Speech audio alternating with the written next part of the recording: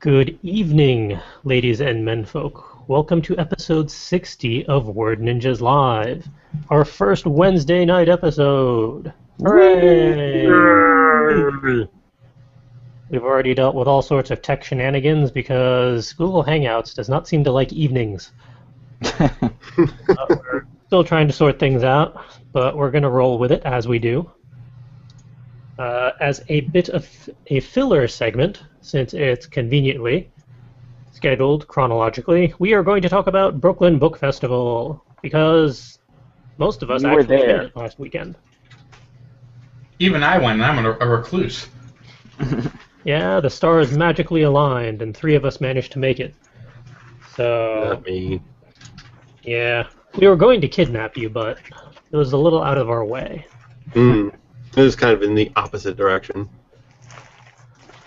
Only by about 2 hours. Never mind that it takes like 2 hours to get from here to there. Or here to Brooklyn, I should say. Also, CJ managed to get on the wrong train both times, on the way there and on the way back. I'm talented. That sounds like something CJ would do. But yes, despite all sorts of complications and miscommunications and other such shenanigans, some of us managed to make it there, and I'd like to think that we all had fun, but I can't really speak for the others. I had fun. I had a blast. I bet you did.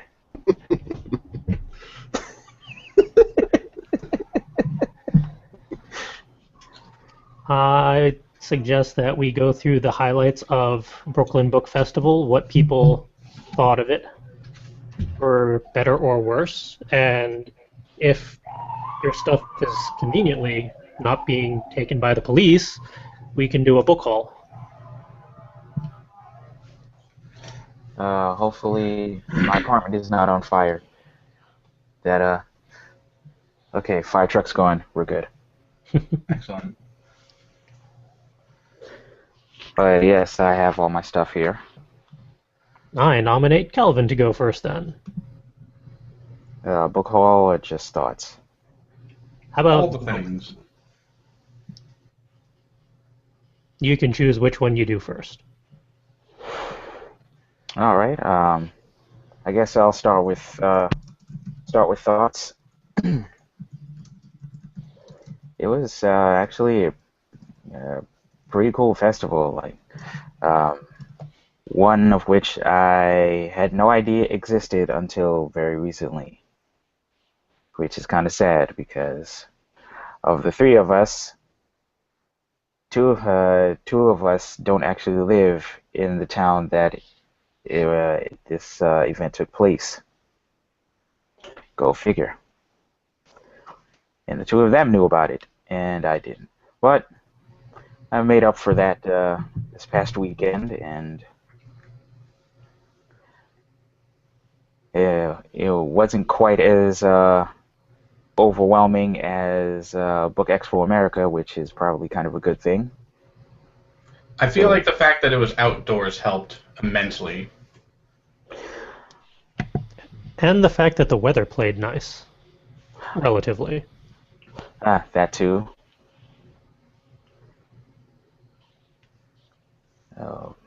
Good weather, lots of vendors, like a ton of things to do, and panels to go check out, which we only caught one of them. I think we only had, that was as much energy as we had to for panels, seeing as all the vendors we ended up browsing through.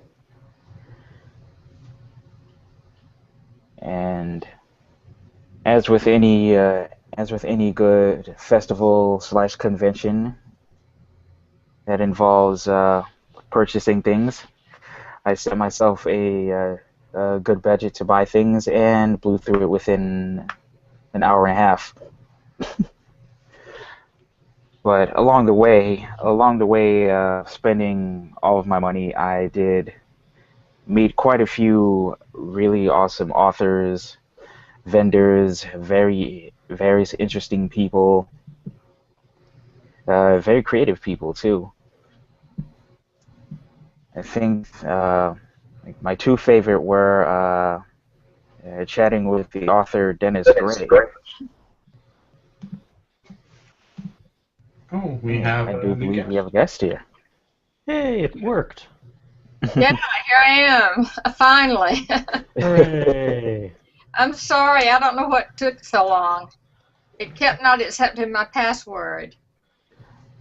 It seems like Google Hangouts doesn't like the nighttime for some reason. It's usually not this finicky.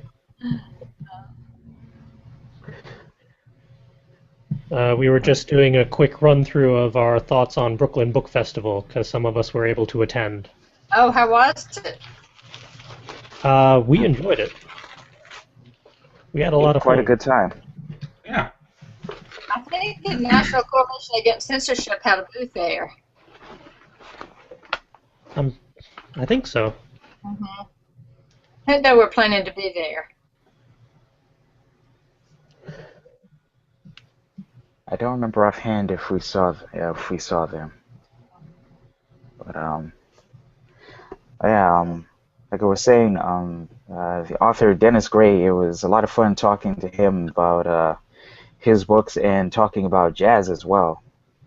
Jazz is something that's very near and dear to my heart, and so I love jazz too. excellent. And so I'm looking at a couple of the books he's written. It definitely got my attention, and I decided to buy his. I believe this was his latest book, Black Love Notes.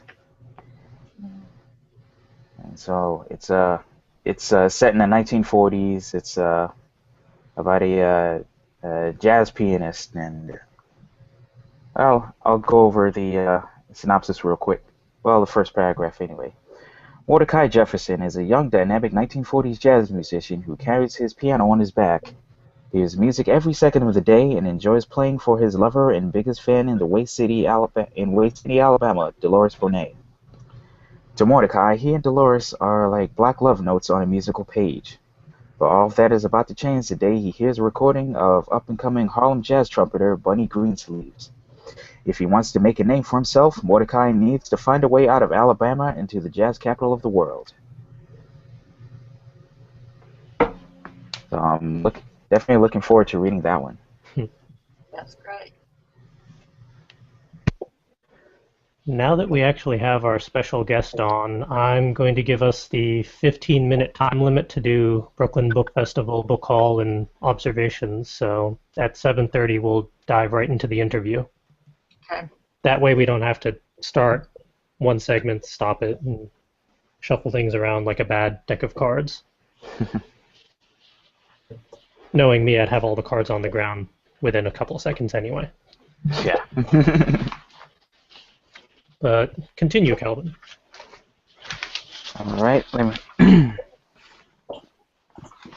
shall continue my book haul. I'm going to make this quick.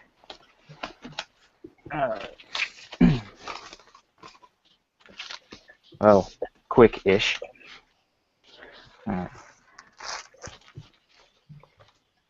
I've got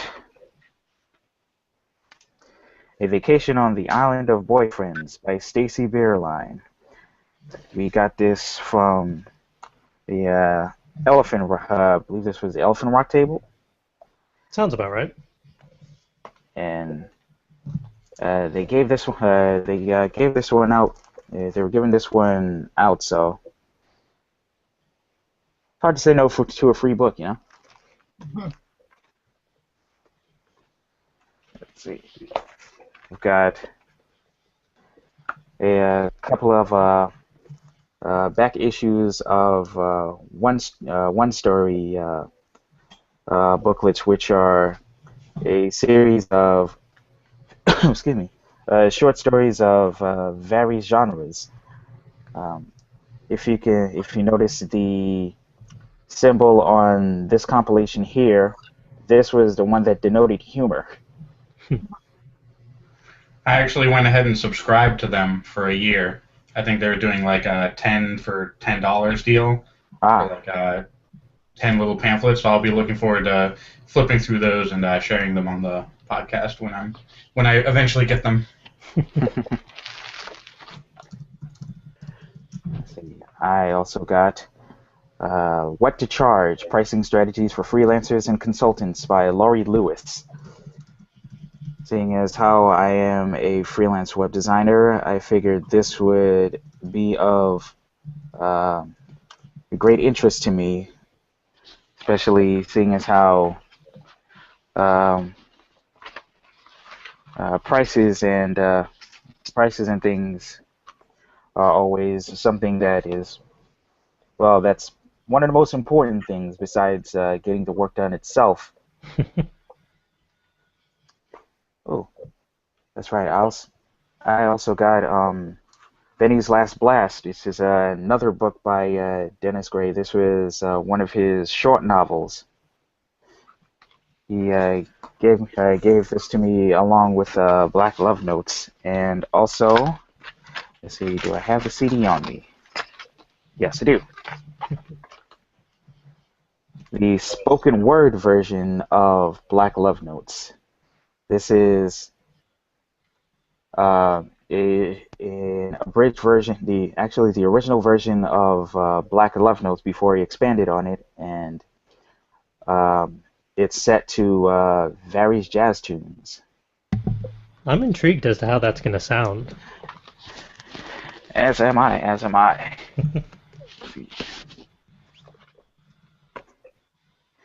All right, I got The Writer's Afterlife by Richard Vetter.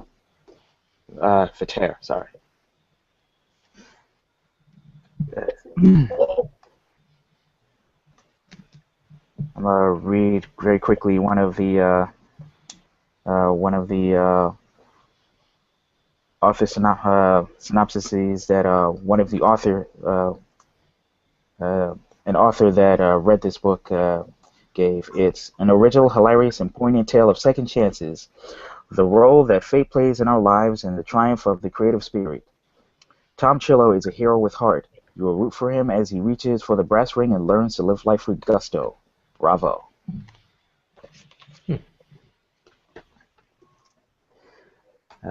This book I'm definitely looking forward to reading, Geek Sublime by Vikram Chandra. Beauty of the Code of Beauty. I have a copy of that as well.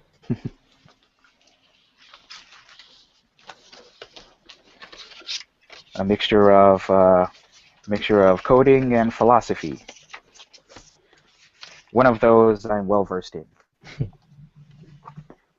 Hopefully I can keep up with the second one. And finally, I got a T-shirt from the from the Novelty Company.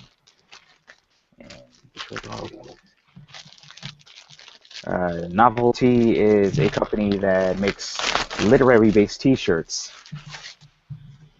and so I purchased their. Let's see if we'll be able to see it. A Poe-a-Tree T-shirt. I thought this was very clever, and I'm going to enjoy this immensely. And that is my haul. Nice. And come on. What did Justin think of the whole day? You're muted. Thanks. Yeah, I found it actually really fun. There was a whole lot of history, music, several booths of political charge novels. The only thing is there is, I would say there's probably a lot more nonfiction than there was fiction there. At least the booths that I visited. But it was incredibly fun, and I got a lot out of it, talked to a lot of people. I started out trying to go to every single booth and introduce myself and talk to everybody, but I found out that authors can be just as socially awkward as people coming up to their booths. so it was kind of hard to strum up conversation sometimes, and it was taking a little longer than I thought it would. So I ended up having to curt that and just go kind of where I was interested in specifically, and that was really fun. Talked to a lot of people. I didn't actually purchase anything, but I collected a lot of information so that I can make purchases later, and I'll probably do a post book festival haul at another point once I get all the things that I plan on buying. Fair enough. Let's see. As for myself, I did purchase things, many things. I did still stay within my budget though. Which one of us did? Yeah. I also ended up with a book from Dennis Gray. I got Teardrop because that one looked interesting to me. We might have to swap books at some point, Calvin. Yeah, no problem. Also got a copy of Bench Woman by Howard Sterenbach. As the business card falls out.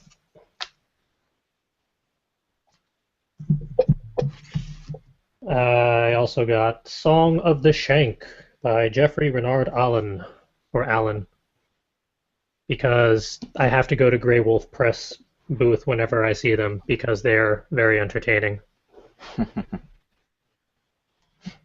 And I also got a copy of Geek Sublime and also a copy of A Vacation on the Island of Ex-Boyfriends, but we've already seen that on the screen, so... The other book I got was Demons in the TV by Christopher Paul. Just a collection of weird short stories that piqued my interest. A couple free issues of Asimov's, because you can't say no to free copies of Asimov's. I also got 2 copies of Poets and Writers, but that's at the office at the moment for my lunchtime reading. Nice. And Calvin was a bad influence and made me get a T-shirt as well. I got the Whitman team jersey because it's hard to say no to Whitman.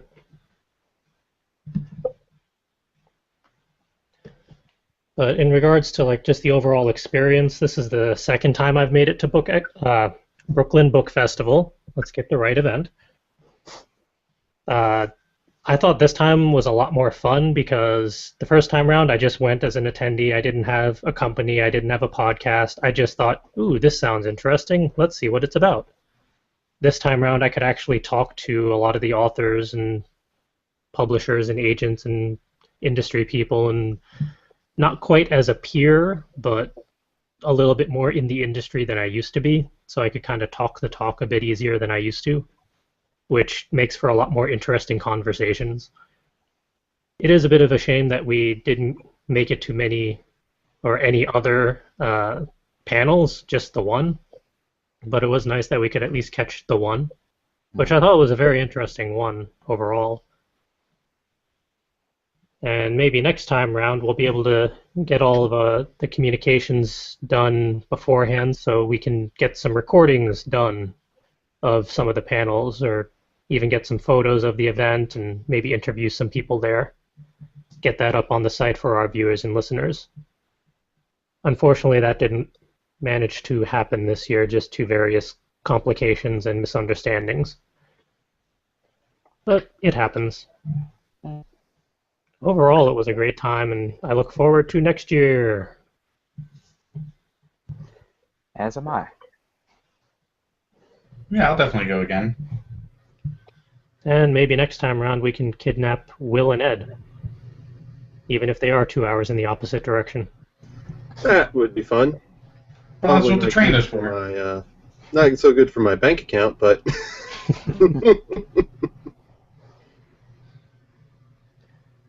All right. With that, let's get into the interview, because we have Pat Scales on. Hooray! Hi.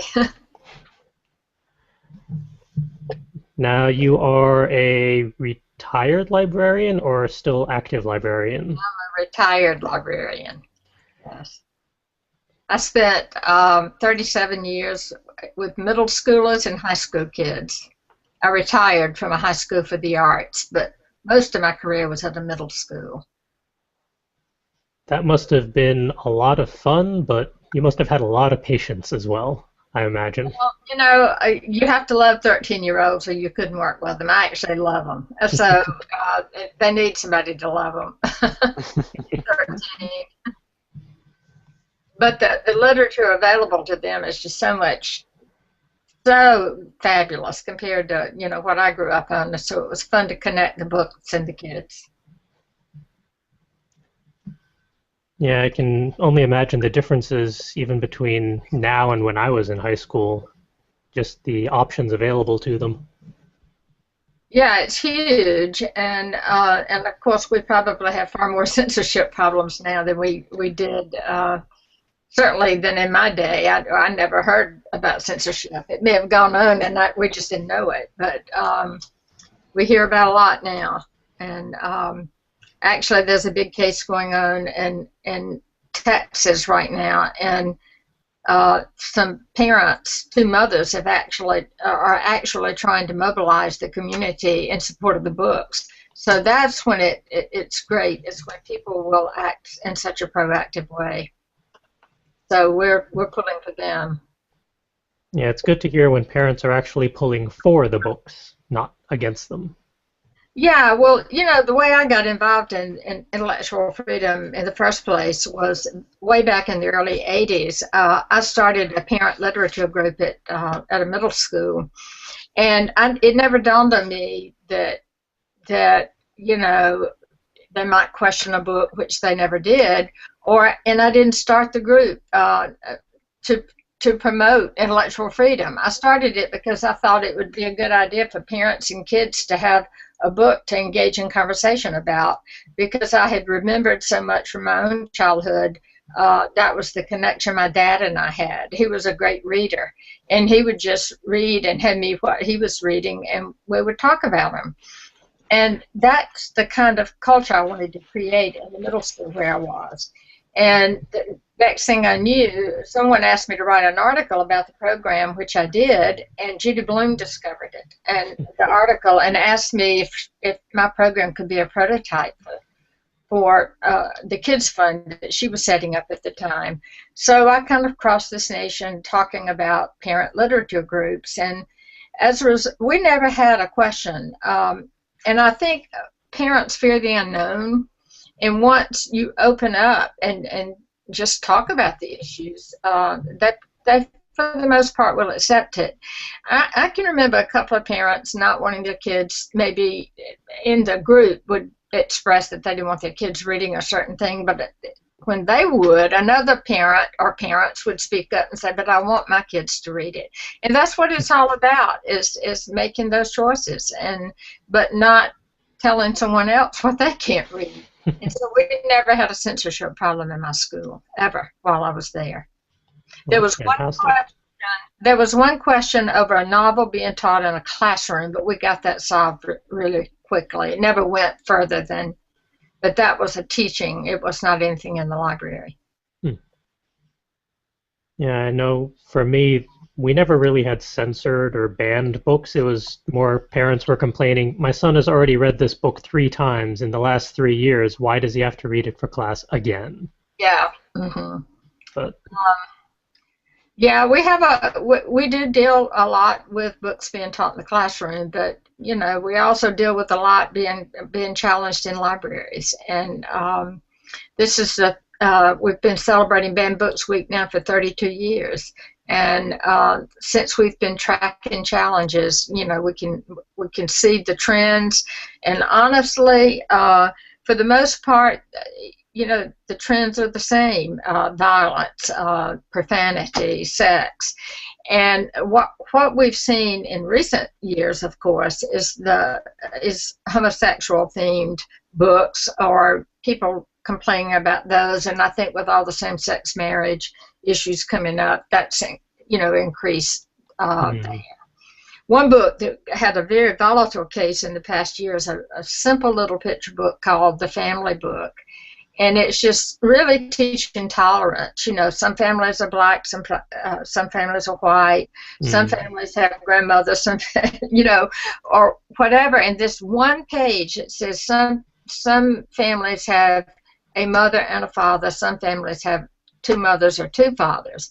And I was just doing a webinar last week with the guy who did that book, and he said honestly, when he wrote the book, the whole book's about tolerance. We're all alike in many ways, because at the end it says we all love hugs, you know, and those kinds of things. But he wanted to teach tolerance. But he said also the two mothers could also mean a mother and a stepmother, which in our culture is very, very likely. So it's the parents that are the homophobic people out there that raised Cain with that book. So we do have, you know, a fair number of that right now. Another book called In My Mother's House, which was a picture book. For similar reason, there were lesbian moms that adopted 3 children, and all the 3 children were all from different cultures. And there again, it was all about tolerance and so forth. And it rarely in a picture book would it take you from childhood all the way into adulthood. But with this book, the narrator is talking lovingly about the 2 moms, but the 2 moms are no longer living. One of the kids lives in the house they grew up in because they wanted it to be a place where they would all come. So it's just very interesting to see what people, I mean, that may be this year what causes us a lot of problems. Next year it will be something else. Yeah. And I'm looking at the top 10 most challenged books this year, and out of the top 10, 9 of them would be books for either children or young adults. Only one of them is an adult book, and that's 50 Shades of Grey. And but the number 1 most challenged book this year is Captain Underpants, which has been at the top for now several years, and it's actually included in my new book called Books Under Fire, which where I've got 34 titles. I only put in books since 2002 that we've had challenges with, because there was an old hit list that was done in 2002, so I wanted to pick up anything that had been challenged since. And oddly, well, not oddly, but it's interesting that some of the books that we've still had challenges with just in recent years came out as early as the 1970s. One example is Roll of Thunder, Hear My Cry. Some of you probably read it in school growing up, because it won the Newbery Medal in the 1970s. And we're still getting challenges to that book. And I think the reason we are is it's commonly taught, I think, at middle schools. And so that's why we're still getting challenges to it. But Captain Underpants represents this kind of new trend with graphic novels, and people, I mean, Captain Underpants is an alter ego for the main character, and he does things that kids would never be allowed to do in school, which is what one of the arguments would be. But my argument would be that we read books, but we want to read about things we could never get by with. I mean, they do things like, roll their skateboards over ketchup packages and spray ketchup all over the cafeteria. Well, hey, I've been there and watched. Maybe not a skateboard do it, but stomping on them plenty of times. So I think that people don't like the way, I mean, he uses bad grammar, but that's just the way it is. Kids want to read what they're not allowed to do. So Captain Underpants is keeping us busy, and it doesn't help that on the cover of the book is a boy in his jockey shorts. Yeah. I often wondered if he'd put him in boxers, if it would have made a difference. It's hard to know. And of course, the Hunger Games, we knew. I mean, we've been fighting that one. Harry Potter, every single year, every time a new Harry Potter book came out, I think I was on NPR defending it. And finally, people have kind of it's fallen off now because a new one hasn't been out now. Mm-hmm. Ended the series, but and then the Hunger Games took over, and The Giver by Lois Lowry certainly has been challenged throughout the nation from the moment it was published, but we don't yet know if, now that the movie has just come out, whether that is going to increase the challenges. We do know that sometimes that does, like Perks of Being a Wallflower was a good example of that, where we suddenly had new challenges to that book. And the book Push, which the movie Precious was based on, we had problems with after the movie came out. So, does anyone have a question? I was actually curious about the book that you've put together and published. I don't know if you can. It's called Books Under Fire. Can you see it? Yep. Okay. It's published by the American Library Association, and it's got 34 titles in it, and these are titles that are for children, up through middle school though. And we will probably now follow with one with young adults, but it would have been really a hefty volume if we had added that to this, but we wanted to start out just with the children's ones. And what I do with each entry, I put them alphabetically by writer, because we don't want to prejudice anybody by topic, you know. Mm-hmm. So we did it alphabetically by writer. I wrote a summary of each book. I highlighted. I used short quotes from reviews so that people, and gave the citation for the review if people wanted to go and find the entire review of the book. I outlined awards and accolades it's received. In some cases, that might be an award, might be a book award like Newbery or Caldecott, or a state children's book award. An accolade may be like the ALA Notables book list, or the School Library Journal's best books list, and so, or New York Times best children's books list. And then I provided the website for the writer, and all but 2 had websites, so that was amazing. Wow. Then I did something called for further reading. And so it allows you to, and sometimes I provided the URL if it was a website, and many, nowadays we can find all of these things there, about the book, about the writer, and about censorship. So if you want to go for the censoring of that particular book, if you want to go further and read more, it's there. Then I also added for viewing and listening.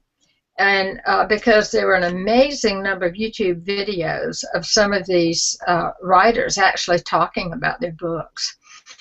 And we've started in maybe about the past 3 years doing a virtual readout for Banned Books Week. So and we have a channel on YouTube for that. So I provided videos of people reading aloud from those particular books.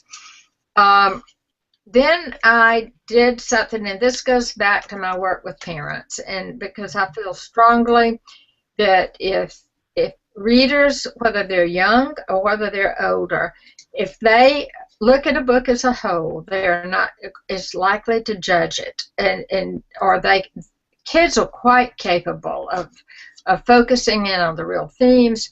So I provided some open-ended questions that librarians and teachers and parents can use with the young readers to help them focus on the issues. Why are people challenging this book? What do you think about this? And get them to talk about bullying, because that's certainly one of the problems we have with bullying as a big issue in some of the books that we have challenged. So get kids talking about the issues, and to use the main character to focus in on the issues that some people have problems with. And then, just by way of trends, I wanted to look at this myself, so I thought it would be interesting. I added a couple of titles at the end that have been challenged many years back, that for the same reason this book's being challenged today. And it was kind of fun for me to go back and find those, and I found out, the problems for the most part are still the same that we have problems with. Language, like as I said.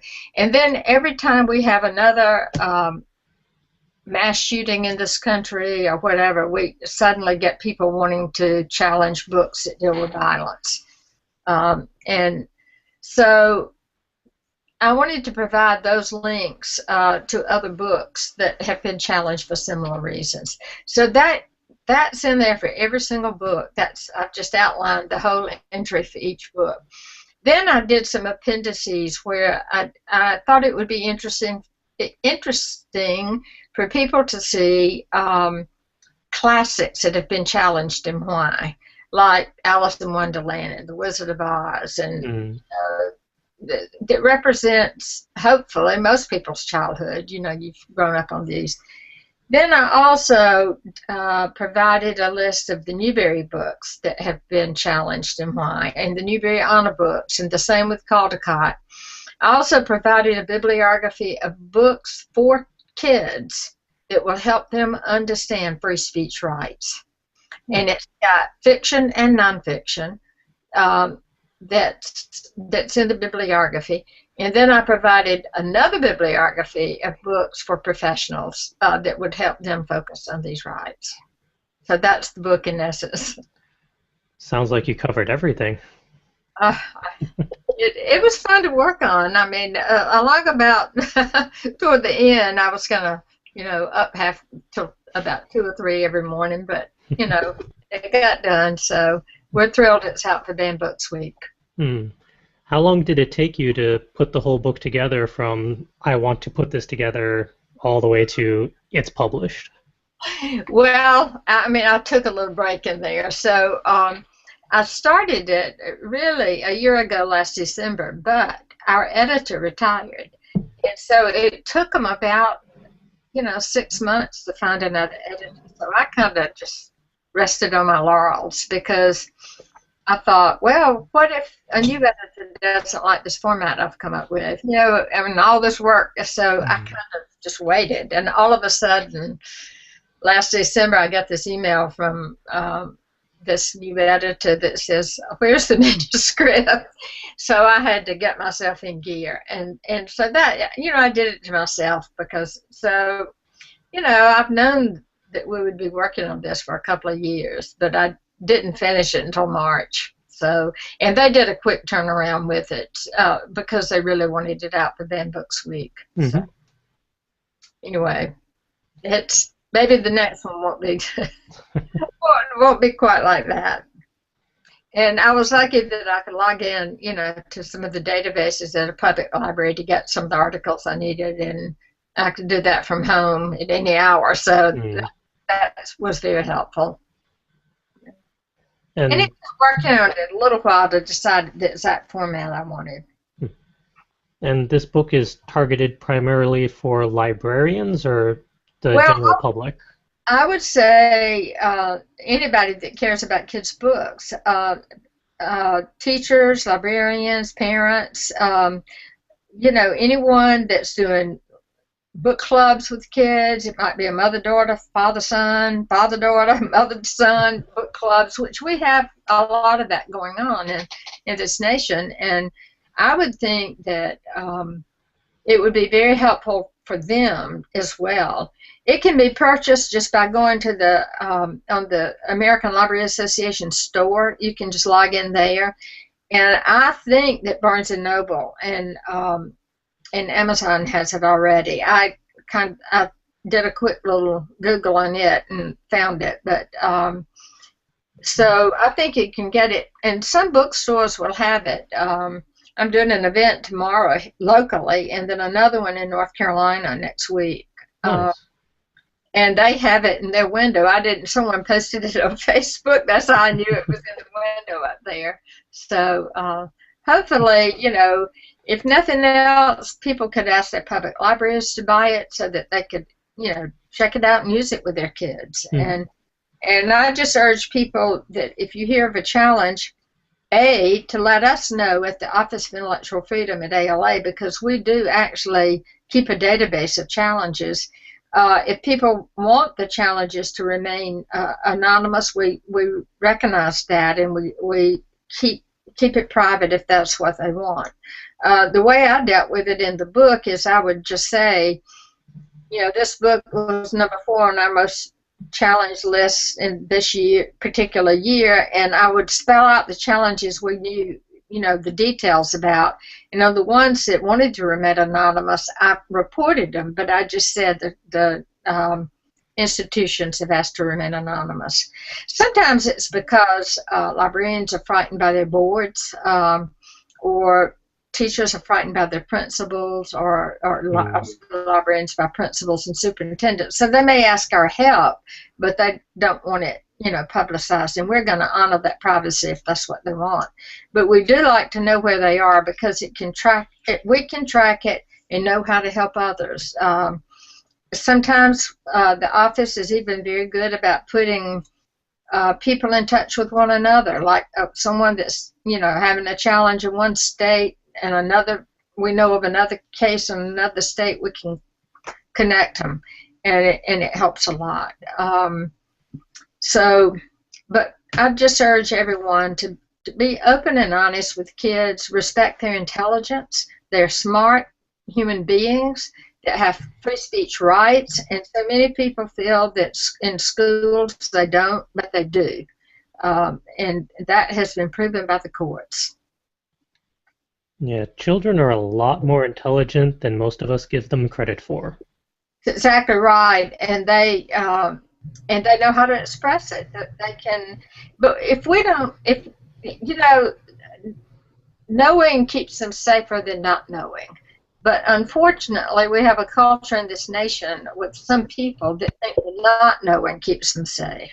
I would say knowing is the greatest, assurance of safety. And the best way to learn tolerance is through books and to listen to each other's opinion. But if we don't give them a chance to voice their opinion, then they don't learn to be tolerant. Mm. How much do you think that books are being banned for trying to protect the children versus parents projecting their own fears and prejudices on their children and trying to, they're afraid to, face the moral and social issues of today versus just trying to protect the kid from content that might be too violent or too sexual? I think a lot of it is a parent trying to prejudice their children. They want them to think like they do, and they don't. They just want to control their thoughts. I think they also don't know how to talk to their kids openly, and that's sad to me. And that's why I'm saying use these questions. If you can't do it on your own, here's a help right here. Know how to ask the kid about certain things. They're going to find out, whether it be in the schoolyard or in the alleyways or whatever. I remember I was in the 4th grade when somebody told me what a condom was. And, I wasn't quite sure what you did with it. It's probably at the time, but I remember a neighbor, a girl my same age that told me. And so kids are going to hear it. And I would say to those parents who want to be overprotective, the best thing to do is talk openly about it. Let them hear it from you, and let's talk about these things. But no, I think a lot of it is they want to prejudice them and bring their own views to it. And I understand that adults as a whole have a hard time with that, because you want to feel like you're moving the kid into the right answer. But what is the right answer? And I think the other thing too is we have a lot of political agendas going on in this nation, and a lot of parents react to those agendas and want to bring it to the books that kids are reading. And that's probably why only the popular books seem to be getting banned, like your 50 Shades of Grey and your Harry Potters and.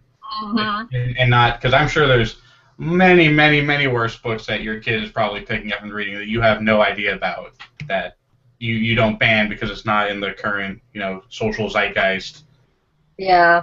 Well, one of the problems we're having as well is there are several websites out there that are actually targeting books for their content, and they label them like they give them X number of bombs for violence, lips for sex, the number signs for language, and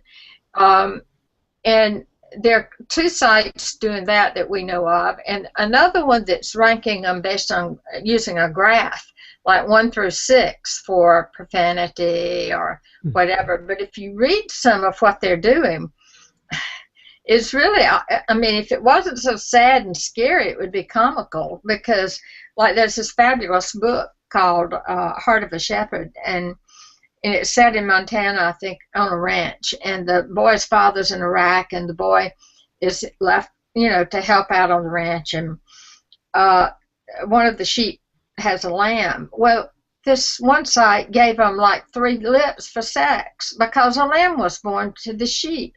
So a lot of parents are reading this thing, and they don't understand, it must be a lot of sex in this book. And they're not reading the books, and they're not trusting their kids. Do you feel like... Oh, sorry. I was just going to say, that seems unnecessarily subjective and not very rational. Well, it's not that different from our current movie rating system. And, it came about trying to inform parents, but as every system, especially one controlled by a governing body, becomes slowly corrupt and highly subjective and pushing their own agendas, it sort of, it sort of hurt the movie industry, this rating boards. Everyone's trying to get a PG-13 rating because that's the most popular. That's where the parents are just going to let their kids run about. And, it's just one F word away from going from an R to a PG-13. And that seems like an odd jump. So I don't necessarily have a problem with informing parents about content, because I don't know if different forms of media should be treated all that differently. But well, the difference is that the MPAA ratings are done by the movie industry themselves. And not that I necessarily like those ratings, but they are done by the Motion Picture Association and all of those, the movie people belong to that, where books are all done by different companies and different writers, and it is very subjective. And I do have a problem with them labeling such content, because if you've got a bully, he's probably not going to say, oh, doggone it. And the kids are smart enough to understand that. They know the villains in a book, and they know that that's the kind of what kind of language they may use, or that they may take their fist to their face, because that's what bullies do. And so I think we just need to use them as talking points. And as far as the MPAA ratings, I'm told by kids they don't even want to go to the PG-13 movies. The whole thing now is in these multiplex, they can get into any movie they want to see. You just buy a ticket for one and go into a different theater. Mm-hmm. Kids will always find a way around it. Yeah. Mm-hmm. It's a similar situation with video games and the ESRB ratings. Right. Kids will find a way to get around the higher ratings that need parents' permission or acknowledgement. And a lot of those are about as subjective as the movie ratings are nowadays, but they're similarly governed compared to the books. I think another challenge with books and video games fall under this category as well is that movies are extremely easy to digest the first time and say, okay, I've counted the number of F-bombs and I've counted the number of decapitations and I've now rated this an R. It only takes an hour and a half to go through that. A book and even, video games, some of them can take, 10, 20 hours to play. And somebody who's trying to do something objectively and trying to pump out as many of these ratings as possible is going to have a really hard time trying to rate every single book that comes through the door, because there's just such a massive volume of it that it's it's almost impossible to try to put a rating on all that, which I think is actually good because I don't necessarily want ratings on everything.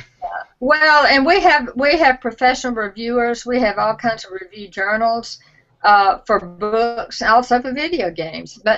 And if they felt that the language was not needed, they would call it out. I mean, if it's needed, it's needed. And if it's needed to define character, for instance, or for instance, a book set, and during the Vietnam War, got all kinds of bombs for violence. Well, sure it would.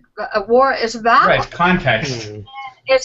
Context is what's important. I can think of a fabulous book on the American Revolution, which got 4 bombs for violence, and well, sure, it would be, but that's the nature of war. And do we want kids not understanding that? That's my point with it, because if you sit down and you're given a prescribed, count every 4-letter word or count every act of violence, and then you assign these numbers to it, you're not teaching kids to read literature and to see it as a whole. And it's important to see it as a whole. The other issue I would like to make in regard to literature, even versus movies, although I would just assume that ratings not be on movies, but that was a question I had too. So yeah. Well, a movie is happening before your eyes, and a work of literature, when a child reads it, that you and I could read the same scene a child is reading, and we could see it differently than they would. And this is what's happening with these people with the ratings. Kids bring to reading their own life skill, experiences. So they may read a scene that set on that Montana ranch and not see anything, and you and I would, or clearly some adult reading it saw it differently.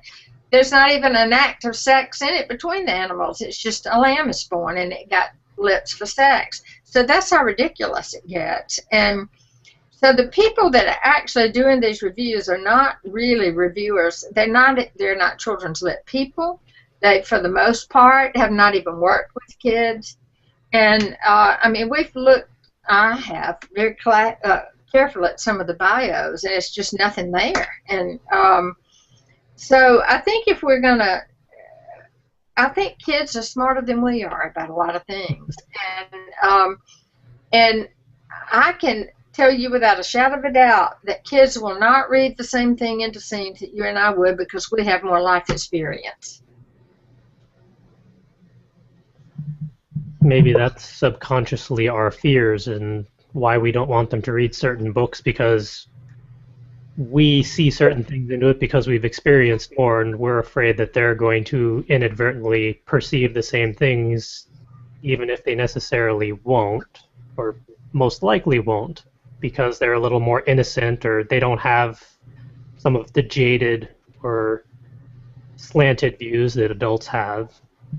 It's just hard to have a rational conversation about that between adults and kids for some odd reason. Yeah.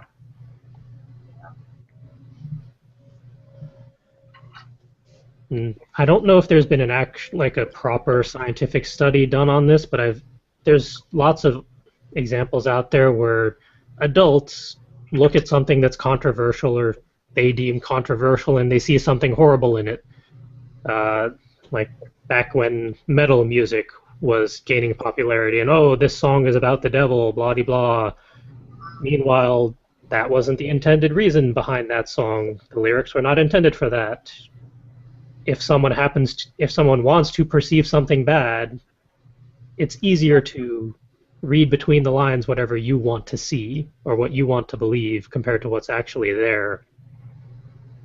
Well, I can give you an example if we have a moment. I don't know how we do it. No, go ahead. I can give you an example of how kids don't see the same things adults do.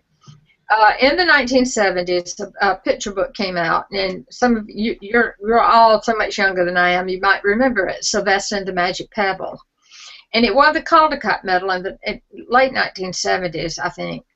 Well, all of the animals, it's all animals, and of course Sylvester is a donkey. and Sylvester turns into a rock in the book, and he has a magic pebble, and the magic pebble must be on that rock for him to turn back into a donkey. But of course, the magic pebble's not on the rock, so Sylvester's missing, and the parents go looking, and they go to the police station, and the policemen happen to be pigs. I mean, all of the characters in the book are animals, but those policemen happen to be pigs.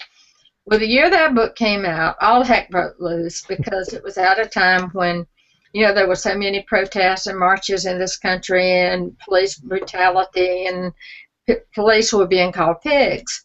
Well, the kids didn't necessarily know that, but adults did. So that passed.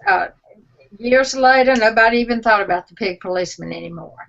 And then in the 80s, when we went through another phase in this country where the word imagination was wrong. Kids shouldn't be using their imagination. It went against a lot of people's Christian beliefs. And so we had another challenge to Sylvester and the Magic Pebble. And this time it was because Sylvester turned into a rock. And the adults that challenged it said that meant Sylvester was having an out-of-body experience. Well, I shared that with kids. I have shared that with kids before. And you know what they said back to me? What's an out-of-body experience? And I said, well, I don't know. I've never had one, So that is a perfect example, if I did the most perfect example I could think of, for actually two different kind of movements in this country, so to speak, that have caused problems with the same book for different reasons. And also, in each case, it was adults looking into things that kids did not see. And even the kids that might have noticed the policemen were pigs, I don't think they got the reference, though.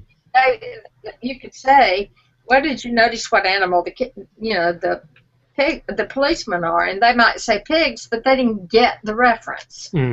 So it's our own sensitivities to things, and then we bring it to kids.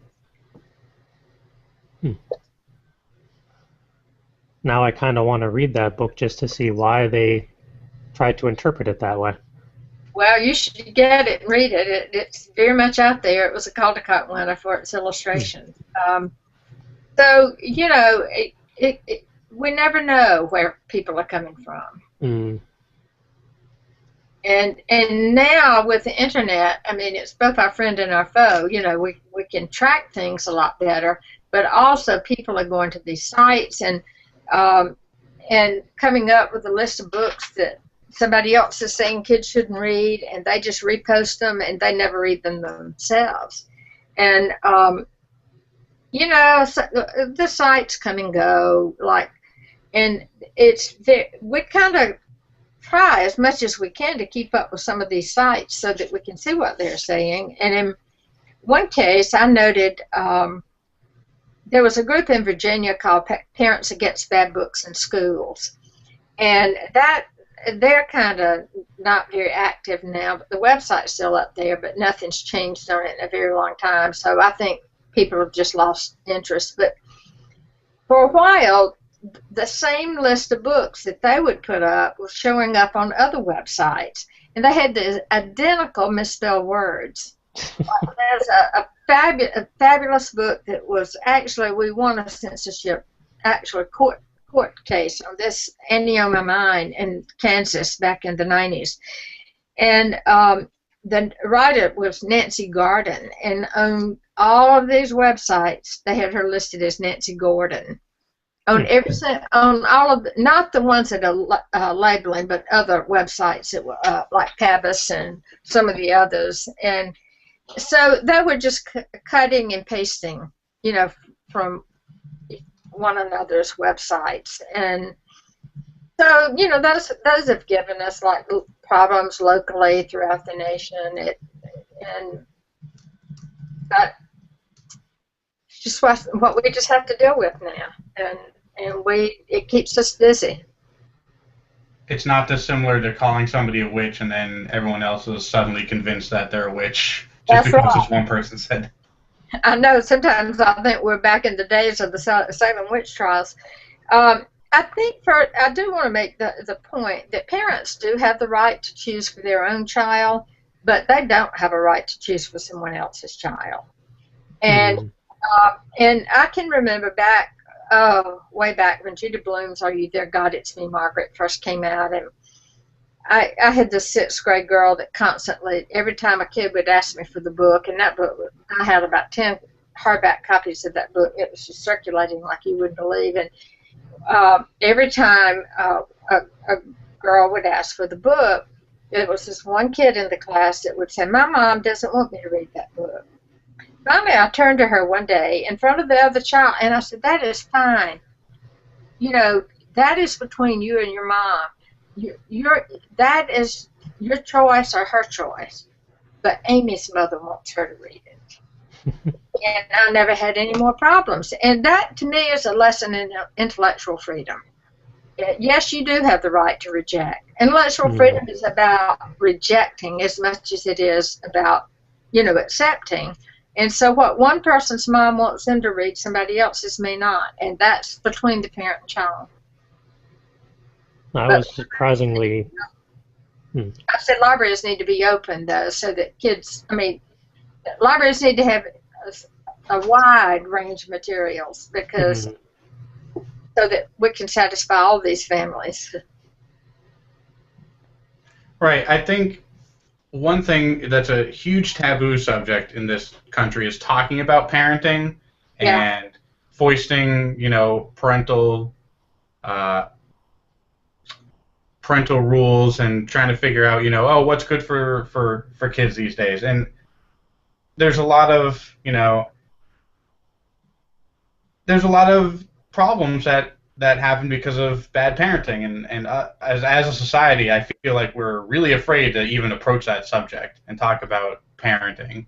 Because everyone, don't tell me how to raise my kid. And, there's this whole, new wave of, not hitting your kids, not even spanking them. We're learning a lot more about how that affects kids in adult life. And I think one of the things that, parenting is hard, and some parents don't want to go through the efforts of teaching their kids lessons from books. When I was growing up, I actually got into extremely violent, dark literature very early on. Like, I was reading, not R.L. Stine's, The Fear Street, not the light Goosebumps stuff. I was reading, like, really dark stuff in elementary school. And by the time I was in 5th grade, I was already starting to read Stephen King. But my parents and we talked about it, and I went to therapy at one point because I started writing about some of this type of stuff. I actually ended up in some weird therapy thing within the school. And then, after talking to everybody, everyone's like, "Oh, this guy's fine. Don't worry about it." And I feel like that if parents, talk to their kids more and, actually engage with them on a regular basis and help them, learn, right from wrong, that we wouldn't have as many problems as we do today. That's right. And the thing is, kids are exposed to all kinds of kids in school. And we want them to learn. I tell people when we read, or when kids read, it's not always to see themselves, but also to understand others. And that's what I would like to see books do. And you may see yourself in a particular novel, and I may not see myself at all. So it may be a window to me, but it's a mirror to you. Or within a given novel, it could be both a mirror and a window to a reader, depending on the situation. And I think sometimes parents worry that if kids read what they might consider edgy topics, that people will be judging them based on what their kids are reading. And or they shouldn't be judging them on that. And what I used to tell the parents from my parent literature group was a child that's been abused at home is not likely to read a book on child abuse. They already know how bad it is. it's going to be their friends. If they know they're being, their friends being abused, then the friend may want to read about it to understand it. And that's how you develop empathy and sympathy, both. If we don't ever expose them to these things, then they're going to grow up to be unfeeling kinds of people. And as regard, you're reading R.L. Stine, I mean, kids have gone way through that, trend. And I can remember, when I couldn't keep R.L. Stine in the library. But again, trends, they're trends. And they grow out of it at some point, for the most part. And how many adults do we know that read Stephen King? Yeah.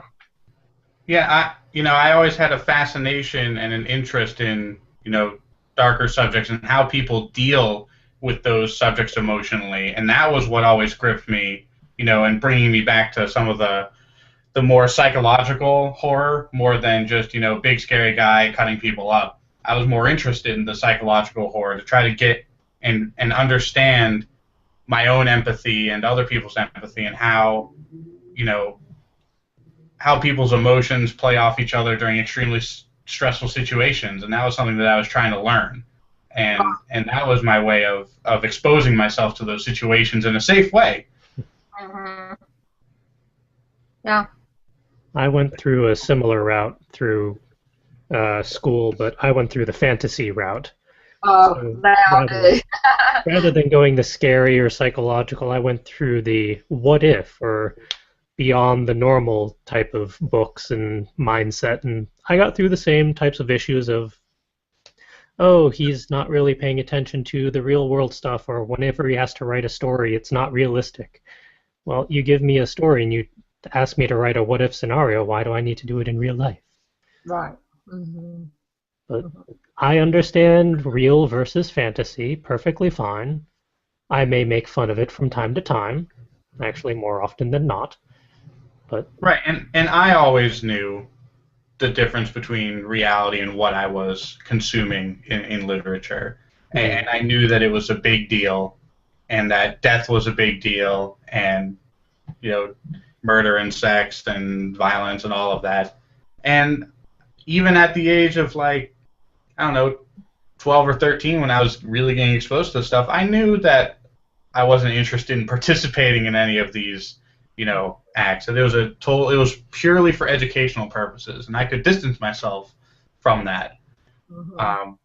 If anything, I got kicks maybe, in a similar sense of going on a roller coaster and, getting my heart pounding and stuff like that. Maybe, that sort of physical manifestation of what I was reading was something that I enjoyed as well. But I did it out of reading. I never went and, tortured animals or did any weird things growing up, so... Yeah. I think good parenting can guide children through a whole lot more than parents give themselves credit for. I agree. We actually had some user-submitted questions for you, if you'd like to give those a shot. You kind of touched on this one earlier, but one of our viewers asked, what is the most common reason that books get banned or challenged? Probably sex or sexual content and profanity. And bear in mind that when I say sex or sexual content, sometimes that's used loosely. I mean, as I described with The Heart of a Shepherd, to some people that's sex, to others it's something else. We get a lot of challenges to some nonfiction works, like It's Perfectly Normal by Roby Harris, where that book was written for sex education purposes to use with kids at the right. It covers a wide span of information that for a parent to use at the age-appropriate time to use each section. And we got a lot of questions to that. And that, for the most part, and violence, when I mentioned this earlier, but when we have another violent act in this, country, we tend to get a lot of questions about violence then. Not as much, maybe, outside of those incidences. It doesn't surprise me that sexuality and sex is one of the most often banned things. With sexual topics comes a whole lot of insecurity. That's right. And that insecurity gets projected very quickly onto everybody else around people. So that doesn't shock me at all. Yeah. And sometimes, I think it's organized groups. We had a case a couple of years ago in Texas at a public library where a child checked out a book called My Mom's Having a Baby, and it was in the 600 sections where it should have been, in the children's room. And a babysitter brought these kids to the library, and I think it was a setup, actually, because a 9-year-old girl was browsing the shelves and checked out the book. And then when they got in the car coming home, I actually saw a news segment this woman was on, the babysitter was on, and she said the little girl said it was disgustifying. Well, I don't think a 9-year-old would use that word. I think that's almost baby talk. It's not. I think it was a setup because the parents never came forward. The parents never filed a challenge with that library. It was the babysitter. And she was a little bit too slick when I saw the news segment with her. You can almost tell when they've rehearsed this. So, it's organized groups. We had a case out in Arkansas that's been a number of years ago now, but where a woman actually used keyword searches because all these card catalogs are remote now, even in schools, and she typed in the word sex, anything that came up, she challenged it in the schools. She didn't even have a child in the schools. And finally, a group of citizens, parents, and other citizens in the community rose up and kind of attacked the school board, and all the books were retained. So, yeah, but I would say sex is probably the number one, and maybe profanity, offensive language of any type. But if you look at some of the websites I had referred to, offensive language may be something like, "Oh, you're an idiot." That's the kind of thing they would call out as being offensive language. We don't encourage kids to call people idiots, but you know what? People do, and worse. Character in the book, that's who the character is. And you help them know, how do you define character? We want to teach them from an early age, how do you do a character sketch? And sometimes it's their actions and it's their words that help to define who they are in that book. It doesn't mean we have to emulate them. It doesn't mean we have to hold them up as heroes. I don't know if that answers the question, but... Oh, yeah, it does, definitely. Kind of the follow-up question to that was, what's the process for getting a book unchallenged or kind of removed from a challenged list? Well, you don't ever remove them from a challenged list once they're on there, but if you're in a school district where a book has... Well, maybe this is a good time for me to make it clear the difference between a challenge and an outright ban, because that's the reason we call this banned and challenged. In my book, it's banned and challenged books. A challenge is a question. Someone has a complaint that will come to a school or a public library, and they'll make a formal complaint. When a school board or a public library board, or ever how the selection policy is set up, votes to remove that book, then that's an outright ban. But a challenge is not a ban. And if a selection policy is written properly, and we have various, ways these things are written, but a book should remain in circulation in a library until a decision is made. It should remain being taught in a classroom until a decision is made. And yes, we've lost a few, and we keep plugging away at that. But if you're in a community where things have happened like this, you can always go to them and say, this book needs to They put back on the shelf. It can be overturned by a local school board or by a local library board, but once it goes on our list, it's there. And what we will do is we will put, if it ever got overturned, we would certainly note that. Does that answer the question? Yeah, and it's also useful to have the clarification of challenged versus banned, because even I was getting confused while doing my research on it. So. Yeah. It's a hard concept for people to understand, and people kind of just panic when you get a challenge. And sometimes, challenges, if libraries follow the proper procedure that is set up in selection policies or in reconsideration policies, 9 times out of 10 we don't lose the material. I mean, if it's allowed to go through the proper process. I dealt with a school librarian in a northeastern state several years ago over the book Tango Mix 3. And of course that book was on our top 10 for a long time. It's no longer on the top 10, but it's been replaced with similar books. But anyway, she kept not wanting that to go through process. I don't know if she was worried that it was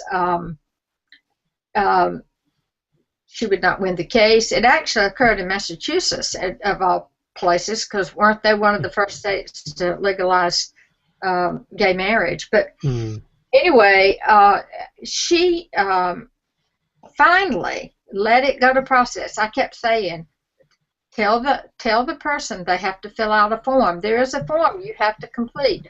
Tell them they have to do that. Just allow them to do that.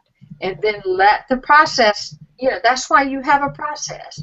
Well, when she finally let it go to process, it was after a year and a half later, she finally let it go to process and said to the mother that was causing the problem, you must complete this form for us to hear it, for it to go to committee. The book was retained. The committee voted to retain the book. So, sometimes process can really work. That's why we have a process. And that's why we maintain an office in Chicago to help librarians and help teachers and help administrators work through all of this. It's definitely a worthwhile endeavor. Keeps us busy daily. I can imagine. We only had one more question submitted by a viewer, but I kind of want to open this one up to the whole group, kind of as a discussion topic. The question was, does a book getting banned result in it losing readership or increasing it? And we can expand that to challenged books as well. It just about always expands the readership. There was a book several years ago that was banned in Brooklyn, or challenged in Brooklyn and ultimately banned. But it was a picture book, and the editor of that book told me that book probably would never have sold maybe but one printing, and it went so many printings after that. So I think once a book is challenged, and now things can go viral very, very quickly, over the internet and through newspaper outlets, and we had another case. It was the Higher Power of Lucky that won the Newbery Medal several years ago, and there was a listserv where you have to belong to the listserv, and a librarian, actually in Colorado, asked, right at the beginning of the book, the girl says she overhears 2 men talking on the other side of a privacy fence, and one says that his dog got bitten on the scrotum by a rattlesnake. Well, somehow the New York Times picked it up. It was in every newspaper in the nation. Would you let your kids read this? And I interviewed every single day that week that all of that hit.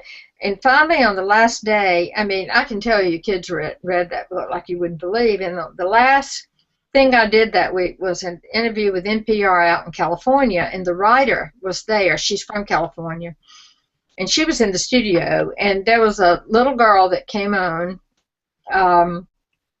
and while we were talking, and the interviewer said to the little girl called in to tell Susan Patrone, the writer, how much she loved the book, and the little girl said, they asked the little girl, well, did you know what scrotum? Did you know what scrotum was? And she said, not at the beginning of the book, but at the end I did. And that told me the child understood the book, because the kid in the book does not know what a scrotum is. And she doesn't have a mother. She has kind of a legal guardian. And she keeps wanting a mother all the way through this book. And finally, at the end of the book, when it becomes clear that Bridget is going to become her, new mother, she turns to Bridget and says, by the way, what does scrotum mean?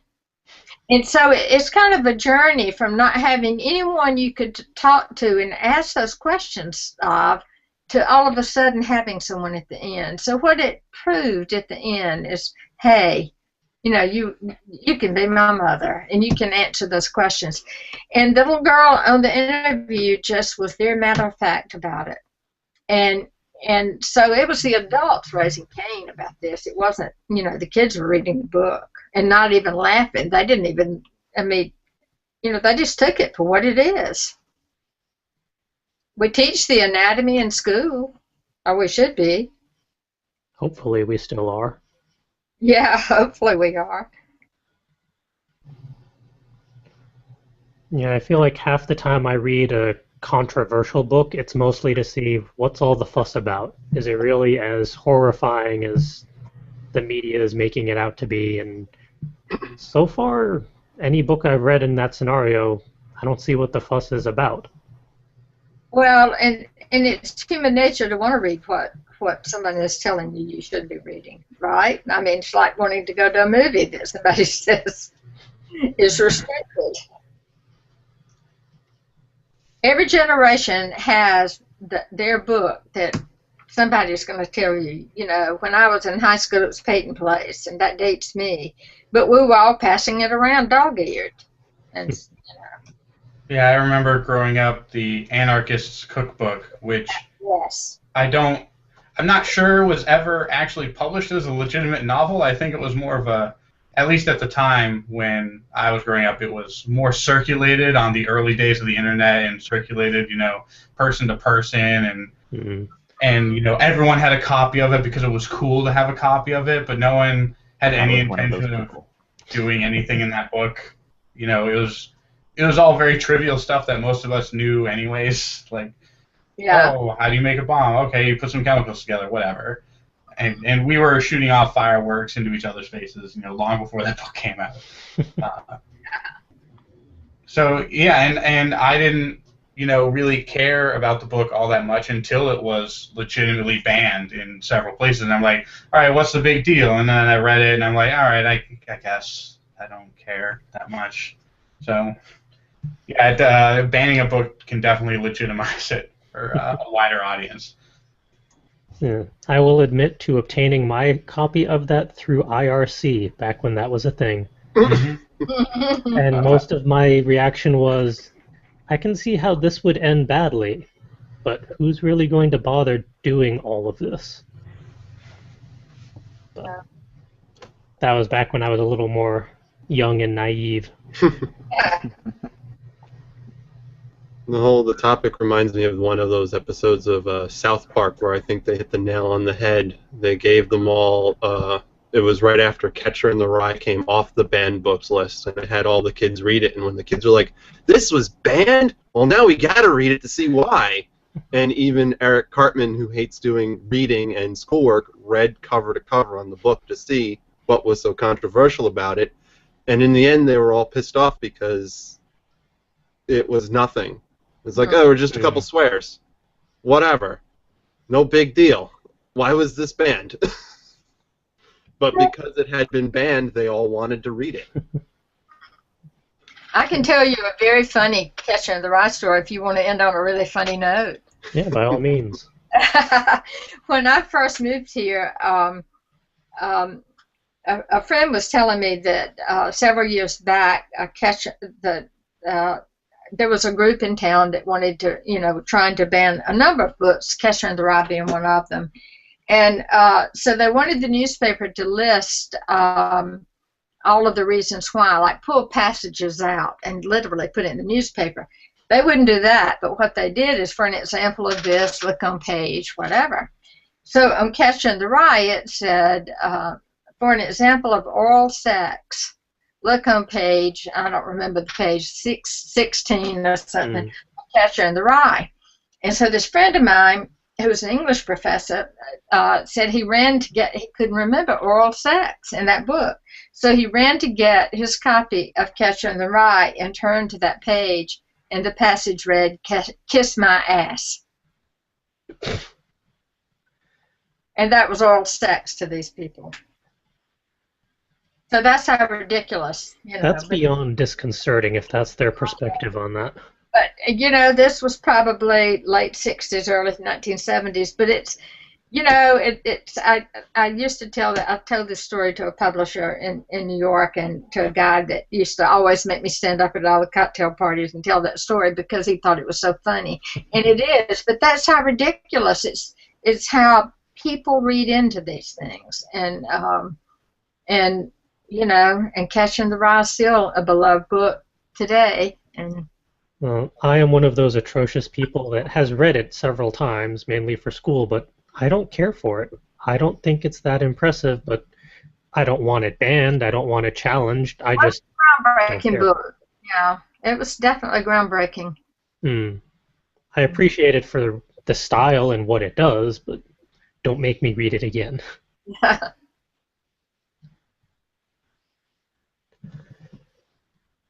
Does anyone have some last-minute wrap-up comments on this topic, or shall we migrate to the next segment? All right. You have been given your chance. Onwards to the rest of the show. Let's see here. For the highlights reel this week, we have the tabs that I have not pulled up in advance because I did not think to do it in advance. But let's quickly do this because we got to switch things over, of course, and then we hop onto screen share. Wait for it to load. All right, we have two highlights for this week's episode. We have the Brooklyn Book Festival's YouTube channel, which unfortunately is not updated as often as I would like. It's mainly once a year. But from there, you can kind of expand to other organizations that had press access each year and post up their recordings of some of the speaking events and just the general goings-on. I didn't want to do a list of a dozen different YouTube channels to show all the craziness that you may have either experienced or missed on Sunday. I am hoping next year we will be able to highlight our own recordings of that event. Cross your fingers that we can pull that off. And the other one, which did not pull up in time, so you get a behind-the-scenes peek of the show notes. Banned Books Week, their website, because it's still going on until the 27th, which I believe is Sunday. Or Saturday. I forget offhand which day, but until the weekend. If you haven't kind of gotten the point yet from this episode and some of the other things we've talked about this week, it is Banned Books Week, and it is worth noting and delving a little deeper into. This website has a lot of fabulous information about it and all of the other events going on out there this week. Last I checked, this episode was the only Connecticut event for the week, which was a little disappointing. Oh no, we got a new one. We have the Pequot Library is doing an event. Hooray! Good on them. But yeah, it's separated by state. If you want to check out your own location to see what's going on this week, I definitely recommend it. It's worth seeing what's out there, or just putting together your own event, going to your local library, providing your support. We don't really say it regularly or often, but support your local library and your local bookstores, either independent or even retail chain. We prefer the independents, but retail chains need their love as well. All of the links to this stuff is in our show notes on the website, fcwriters.com. Just go to episode 60. It'll be right on the homepage. And it also has the link to Pat's book on the ALA website. You can also just go to Barnes & Nobles or Amazon. I know Amazon had it posted, but I think it was still for pre-order back when I checked, but that was a week or so ago. And those are the two highlights for this week, which means it's time for our weekly writing prompts. These are still being posted on Saturday or Sunday, so these have been up for a couple days now, but we're still going to put them on the show so that our viewers and listeners out there can see our interpretations of them. If this is your first episode viewing us, welcome. Each week we do various creative prompts. We provide 10 one-liners, 10 one-worders, a combination of Rory's story cubes for the more visual prompt, and we also provide musical prompts and artistic prompts, because even writers can be multi-talented and multi-creative. All right, so we have 5 segments. We have 4 hosts. As per usual, I'll take the bottom page, so I'm just going to go down the line. Calvin gets the one-liners, Justin gets the one-worders, and Will gets the story cubes for this week. Have at it. All right, your one-line running prompts for this week are as follows. This is the inside story of how the dragons failed. Publishing process? What's that? This is going to kill a good 3 hours of my life. This place isn't a pigsty. Pigs won't come anywhere near here. I'm a dragon, not some insipid horse with wings. You're worse than the others. No story starts with contentment and prosperity. I object to your opinion because you're stupid. Take one more step towards me and I'll break every single one of your pencils, pens, and markers. And there's a sale at the market down the street. Get your wallet because we're stocking up on ramen. That last one holds a lot of personal feelings for me. I might have been reading the Dragon Riders of Pern that week. Your one-word writing prompts for this week are inspired, subterranean, child, time, series, prejudice, appropriate, nocturnal, band, I feel like that's a plant, polish, and spirit. Thought these were randomly generated, CJ. Of course they are. And I was kind of curious if you were going to go with polish or Polish on that one. All right, so the Rory's story cubes, as best as I can interpret them, are an analog wall clock set to 4 o'clock, a ladder, what appears to be a thief making off with a box of who knows what, a pill capsule, a man either throwing or catching a ball, a cell phone, not the smartphone type, not the flip phone type either, old school there, a bowl of steaming hot food, perhaps that's the ramen, a person peeking around a wall and cupping his hands over his eyes, I think. Either that or he's covering his eyes. And a teepee or perhaps a wigwam? Something like that. A round, conical tent. I feel like that cell phone is going to be specifically a Nokia. Yeah, For some reason. it's got to be a Nokia. All right. As for the musical prompts, we have 6 quarter notes this week. G, C, D, G, G, F. You're welcome to add sharps or flats, your own time signature to it, whatever you please. That's just what we've provided to kick things off.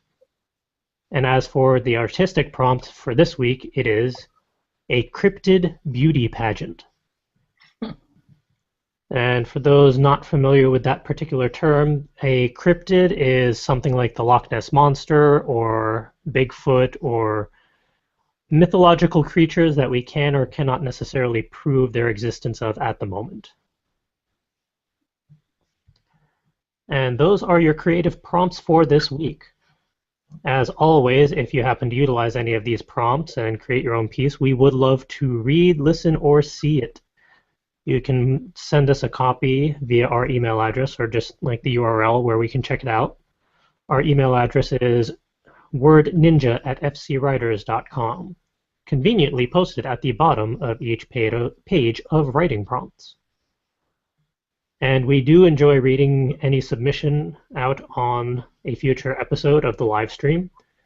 If it's an artistic prompt, we'll show it on the screen. If it's a musical prompt, presumably you'll provide us an audio file. Otherwise, if it's just the sheet music, I'm not sure how we'd handle that. We haven't figured out a process for that yet. So if you're the first one to send us sheet music, you'll get to see us flail around in circles while we figure something out.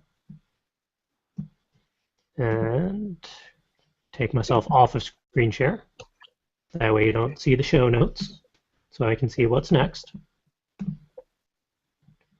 No spoilers for you. The final segment for this episode is our weekly productivity highs and lows. This has been an evolved segment over the last 60 episodes, but this time around it's discuss 3 activities you have experienced in the last week, either positive or negative, to kind of give yourself a mindset of, well, what have I pulled off this week? Or what complications have arisen? I'll kick things off as others quickly fill theirs in. My 3 hits for this week were, we're all set officially for Kineticon 2015, 10 months in advance. That means we have a hotel, we have a vendor booth in the artist colony, and we have 4 badges. So we're ahead of the game for next year already. And submissions for panels are actually at the end of the month, so we're going to have to talk about that offline at some point. That's going to be fun. Another highlight for this week was I've accomplished a dozen Doom projects at my day job. Unfortunately, I've gotten another 3 dozen Doom projects in their place. So that's kind of a high and a low. And, of course, Brooklyn Book Festival, which was also a high and a low. High for being able to attend and all we experienced, but a low for not being able to record it and share it with all of our viewers and listeners out there. Such is how things went. And how about Will, since he's next on that list? Once he takes himself off mute. I was trying to. Google wouldn't have the little... It wasn't showing me the little drop-down to actually unmute myself. Alright, so... I have actually gotten back into writing for Roommate. Yay. The key! Real paper. Nice. I remembered that I used to write on real paper with real pens, and now it's a little bit easier, better than nothing. So I'm reworking the opening scene I had written because I decided what I was going to do is a horrible, terrible, bad, don't do it idea. So I'm going in a different route. I also got some reading in, kind of a high and a low, because I got the reading in at a point where our modem is, I think our router's starting to go. So we may have to look into a new wireless router, and it's causing internet connectivity issues. So during a downtime, I started reading Fuzzy Business 2, because I already finished Fuzzy Business 1. This time it's fuzzier. But one down is that my sleeping schedule is really bad, and I've been trying for weeks to fix it and flailing about horribly, staying up till past 3 a.m. in the morning and then sleeping till noon. I need to work on fixing that. And next up is Justin, if he happens to have any not on the show notes behind the scenes. I do. I didn't update the show notes yet. So probably the three most productivity-based things that I've gotten accomplished is I've managed to consolidate and retire all of my online social accounts. I've been basically doing a huge inventory on that. All of you here, or most of you here, have been spammed with new Facebook requests and email setups and new account links. And I apologize for that, but hopefully this will be the last time. There'll be more updates on that on another day. I took the day off on Monday, my first vacation day of the year, and I'm going to be taking 2 other ones, so it's been a little stressful, but I managed to take yesterday off and redo a whole bunch of stuff in the apartment, kind of just reorganizing my life. You know, there's so many things in the apartment that we never use. I'm putting them in the basement. Things we rarely use, I'm putting out of sight, but more easily accessible than the basement. Kind of minimalist style, trying to get everything organized and keep things clean. And third, probably a negative, is I've been fighting a little bit of a couple illnesses that seem to be overlapping, and I've been having trouble at work keeping my schedule going and keeping my inspiration up. I do feel a lot better today, so hopefully that won't be the case next week. But I am way behind on things that should have been done and way over budget. And I just got a raise, so I feel like I need to hurry up and finish those things up so that my raise can actually be deserved. And so I'm going to be working on that next week. And for every day past today. And Calvin. All right. This is pretty exciting. This has been like quite a positive last week and a half or so. I've gotten to edit a lot of things. Videos, photos, various things that I've not been able to pick up for one reason or another. And my queue is slowly dropping, and I'm very excited about that. Another thing that I'm excited about is that I've been picking up my guitar again after an extended period of time away from it. Hooray. Hopefully some music will come out of that in the not-so-distant future. And a third thing that was absolutely unprecedented, I experienced 3 straight days of 8+ hours of sleep. I've never felt so alive. That's almost worthy of applause. So Great for recovering your sleep deficit. Oh, it's gonna take much more than that to recover my sleep deficit, but it certainly didn't hurt. Melatonin is a wonderful drug. Mm. So that's it for me.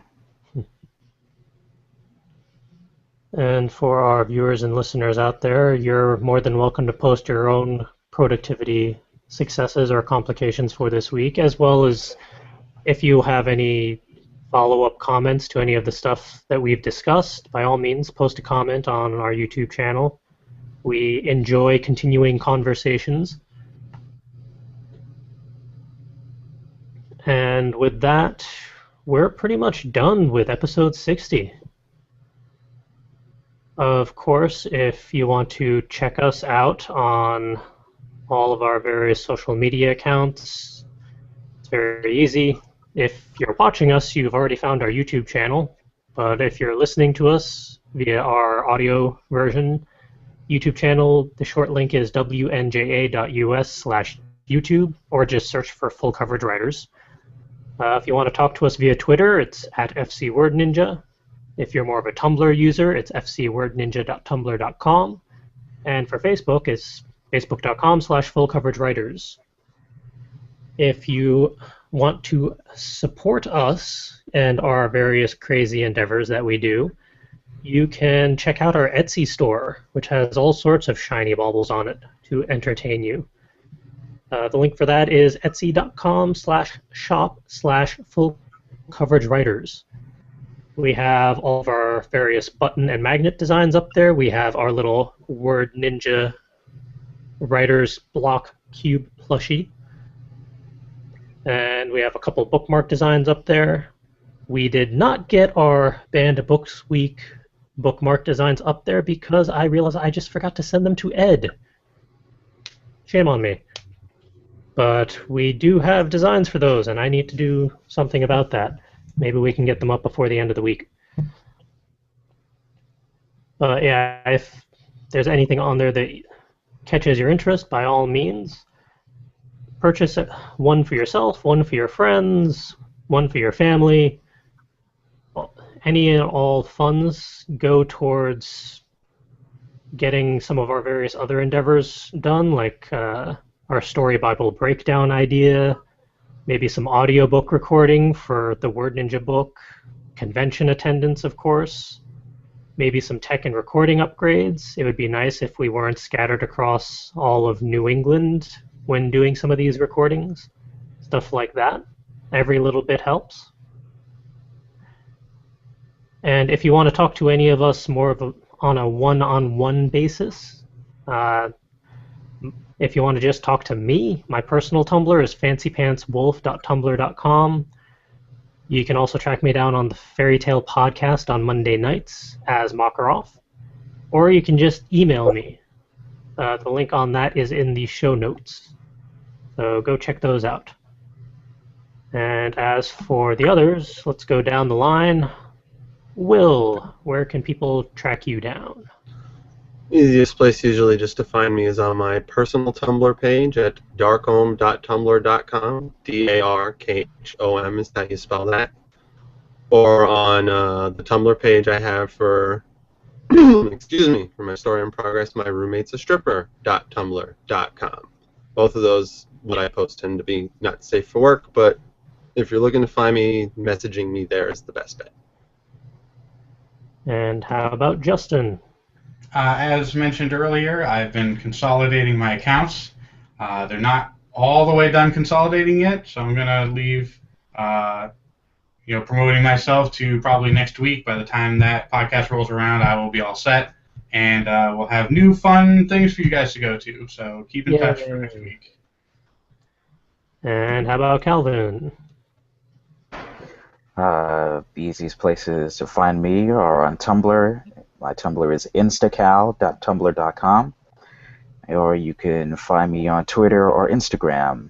My handles there are @CCWII. And for those of you that want other options, they are all in the show notes. We're just giving you the highlights. And last, but certainly not least, is our special guest, Pat. Is there any particular location that our viewers or listeners can track you down and talk to you that you'd be willing to give out? Yes, I'm on Facebook, which they could just put in my name, and I guess you'd have to ask for a friend request.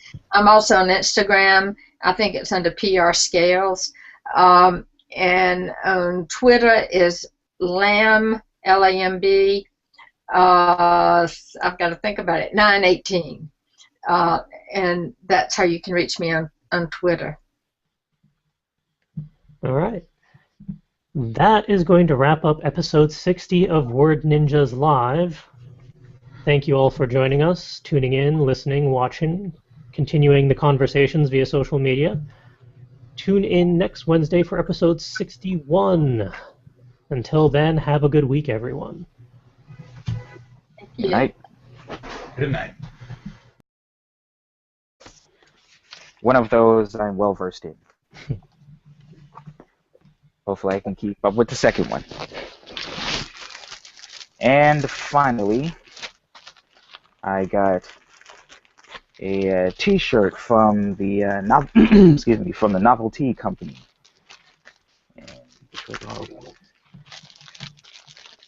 Novelty is a company that makes literary-based T-shirts,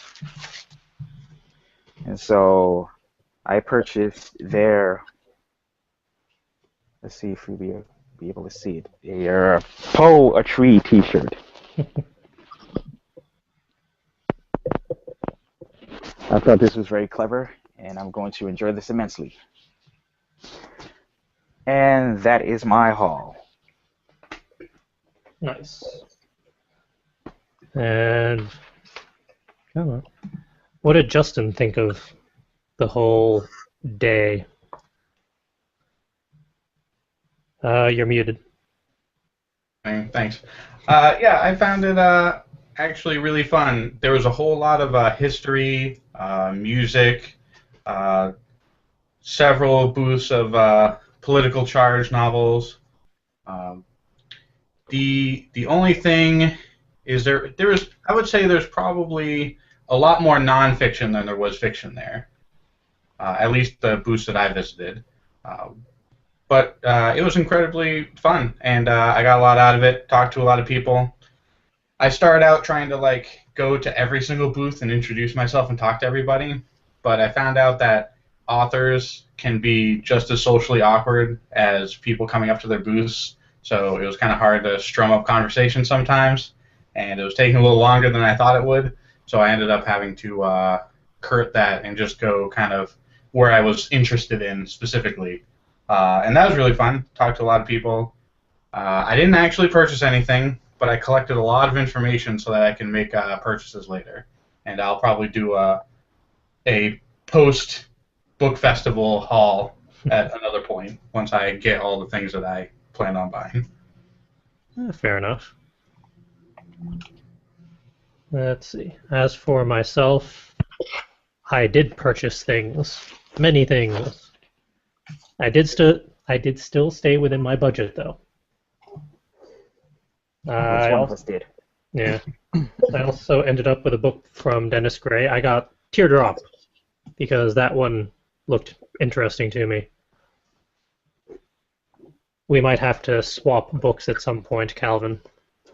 Yeah, no problem.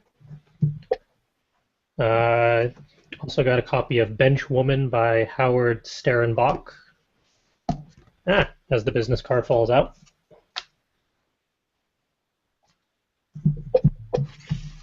I also got Song of the Shank by Jeffrey Renard Allen, or Allen, because I have to go to Grey Wolf Press booth whenever I see them because they're very entertaining. And I also got a copy of Geek Sublime, and also a copy of A Vacation on the Island of Ex-Boyfriends, but we've already seen that on the screen, so. The other book I got was Demons in the TV by Christopher Paul. Just a collection of weird short stories that piqued my interest. A couple free issues of Asimov's, because you can't say no to free copies of Asimov's. I also got 2 copies of Poets and Writers, but that's at the office at the moment for my lunchtime reading. Nice. And Calvin was a bad influence and made me get a T-shirt as well. I got the Whitman team jersey. Because it's hard to say no to Whitman.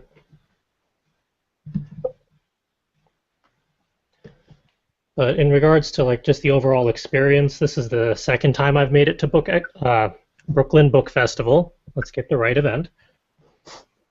I thought this time was a lot more fun because the first time round I just went as an attendee. I didn't have a company. I didn't have a podcast. I just thought, ooh, this sounds interesting. Let's see what it's about. This time round I could actually talk to a lot of the authors and publishers and agents and industry people, and not quite as a peer, but a little bit more in the industry than I used to be. So I could kind of talk the talk a bit easier than I used to, which makes for a lot more interesting conversations.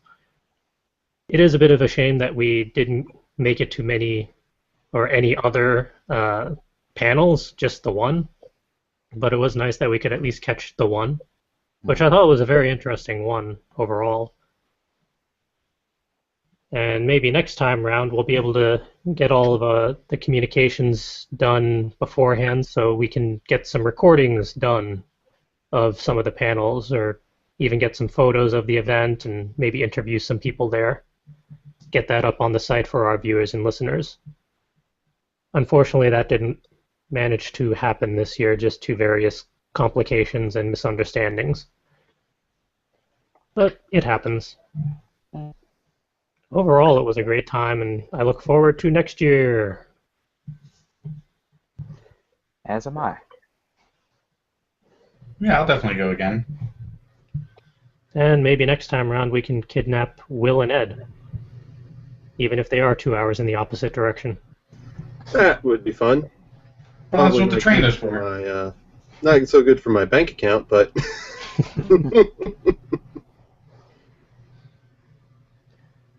All right. With that, let's get into the interview because we have Pat Scales on. Hooray! Hi. Now, you are a retired librarian or still active librarian? I'm a retired librarian. Yes. I spent 37 years with middle schoolers and high school kids. I retired from a high school for the arts, but most of my career was at a middle school.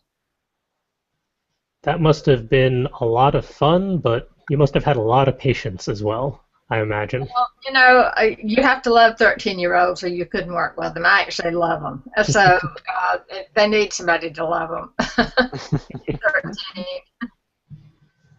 But the literature available to them is just so fabulous compared to, you know, what I grew up on. So it was fun to connect the books and the kids.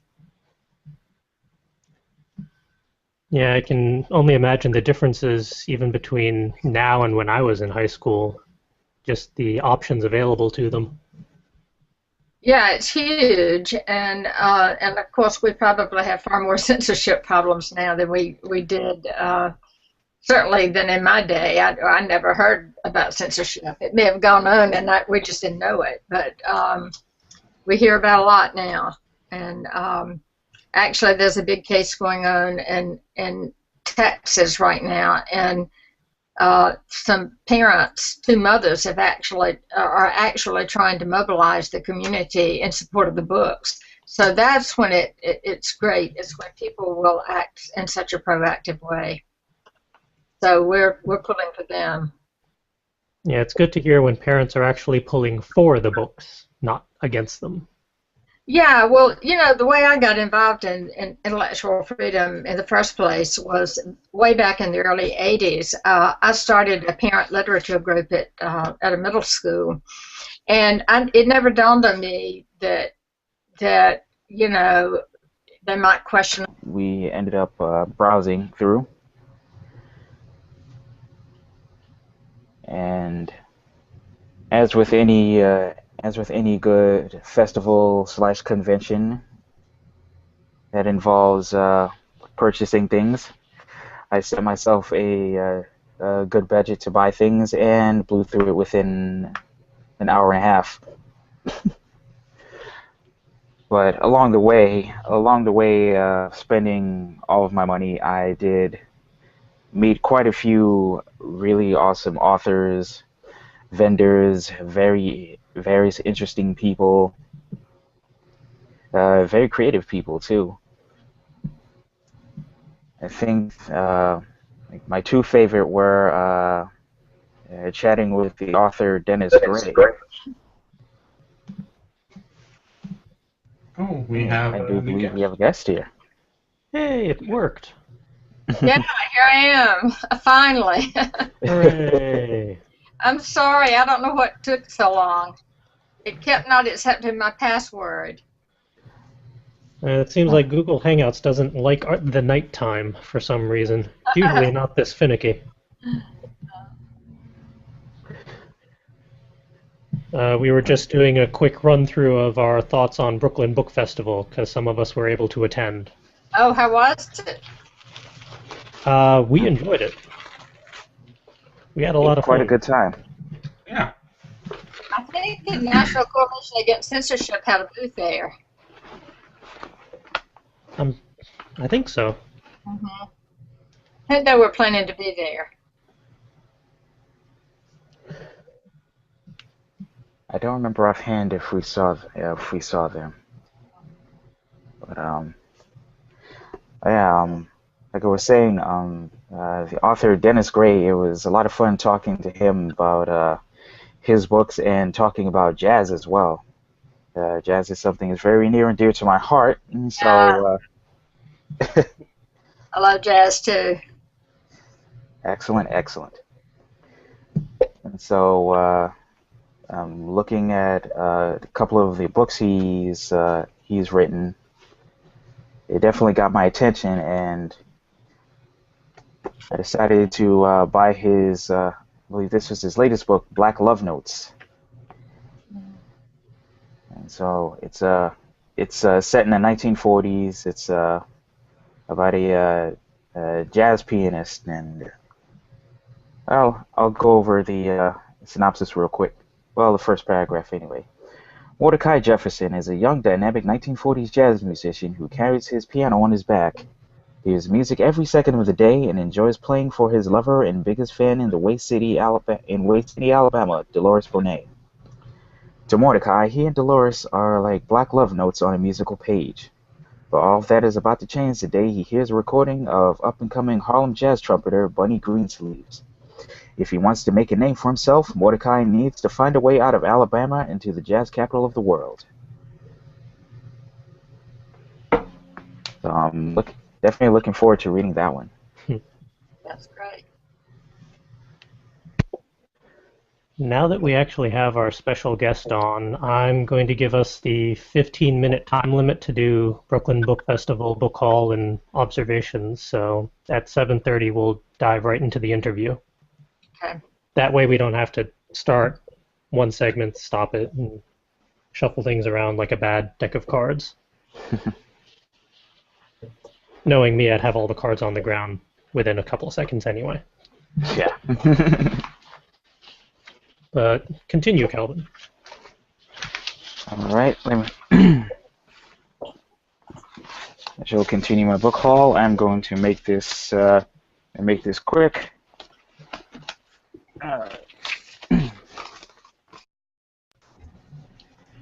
Good evening, ladies and menfolk. Welcome to episode 60 of Word Ninjas Live, our first Wednesday night episode. Hooray! We've already dealt with all sorts of tech shenanigans because Google Hangouts does not seem to like evenings. We're still trying to sort things out, but we're going to roll with it as we do. As a bit of a filler segment, since it's conveniently scheduled chronologically, we are going to talk about Brooklyn Book Festival, because most of us actually did it last weekend. Even I went, and I'm a recluse. Yeah, the stars magically aligned, and 3 of us managed to make it. So, Not me. yeah, we were going to kidnap you, but it was a little out of our way. It was kind of in the opposite direction. Only by about 2 hours. Never mind that it takes like 2 hours to get from here to there. Or here to Brooklyn, I should say. Also, CJ managed to get on the wrong train both times, on the way there and on the way back. I'm talented. That sounds like something CJ would do.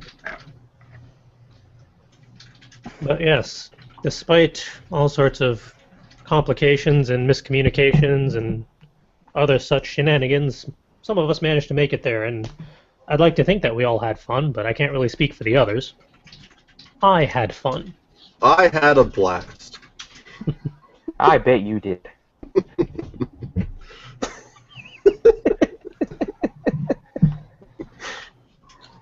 I suggest that we go through the highlights of Brooklyn Book Festival, what people thought of it, for better or worse, and if your stuff is conveniently not being taken by the police, we can do a book haul.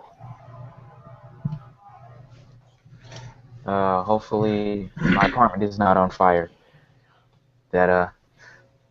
Okay, fire truck's going. We're good. Excellent.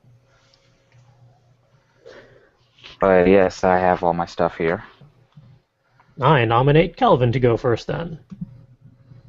Book haul or just thoughts? How All about the things. you can choose which one you do first? All right. I guess I'll start with thoughts.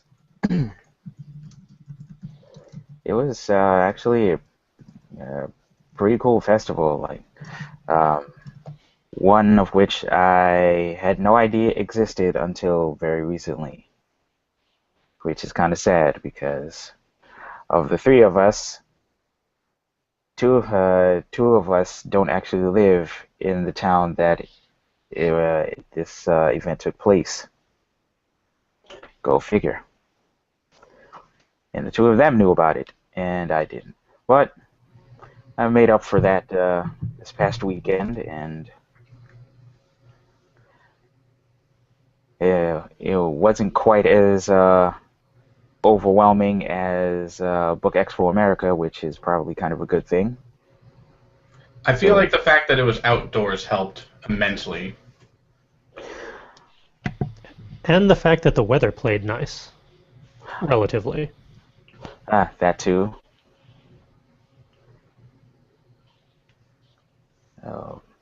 Good weather, lots of vendors, like a ton of things to do and panels to go check out, which we only caught one of them.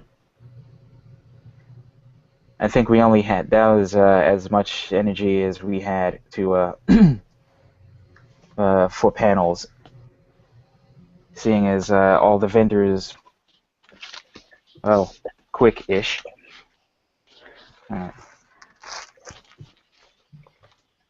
I've got A Vacation on the Island of Boyfriends by Stacy Beerline. We got this from the I believe this was the Elephant Rock table. Sounds about right. And they gave this one. They gave this one out. They were giving this one out, so hard to say no to a free book, you know. Mhm. Let's see. We've got a couple of back issues of one story booklets, which are a series of excuse me, short stories of various genres. If you notice the symbol on this compilation here, this was the one that denoted humor. I actually went ahead and subscribed to them for a year. I think they were doing like a 10 for $10 deal for like 10 little pamphlets. So I'll be looking forward to flipping through those and sharing them on the podcast when I eventually get them. Let's see. I also got What to Charge: Pricing Strategies for Freelancers and Consultants by Laurie Lewis. Seeing as how I am a freelance web designer, I figured this would be of great interest to me, especially seeing as how prices and things are always something that is, well, that's one of the most important things besides getting the work done itself. Oh, that's right. I also got Benny's Last Blast. This is another book by Dennis Gray. This was one of his short novels. He gave this to me along with Black Love Notes, and also, let's see, do I have the CD on me? Yes, I do. The spoken word version of Black Love Notes. This is an abridged version, the original version of Black Love Notes before he expanded on it, and it's set to various jazz tunes. I'm intrigued as to how that's going to sound. As am I, as am I.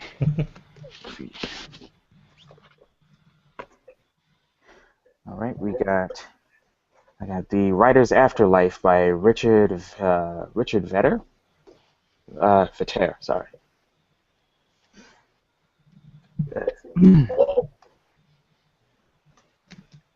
I'm gonna read very quickly one of the author synopsises that one of the author an author that read this book gave. It's an original, hilarious, and poignant tale of second chances, the role that fate plays in our lives, and the triumph of the creative spirit. Tom Chillo is a hero with heart. You will root for him as he reaches for the brass ring and learns to live life with gusto. Bravo.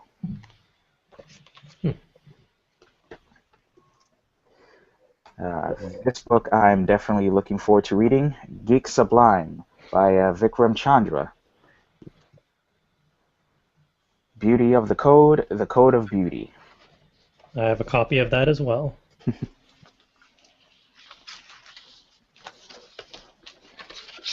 A mixture of coding and philosophy.